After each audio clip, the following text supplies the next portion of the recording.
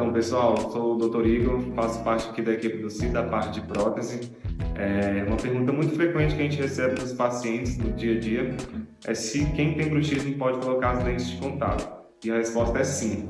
O bruxismo ele traz um desgaste generalizado dos dentes e as lentes de contato cobrem esses desgastes, trazem uma estética muito melhor, muito mais favorável depois com o tratamento das lentes de contato em pacientes que têm o bruxismo. Porém, após o tratamento, o ideal é usar uma placa de proteção, uma placa meio relaxante, para que esse desgaste não ocorra nas lentes de porcelana, que além disso elas são muito mais resistentes que os nossos próprios dentes também.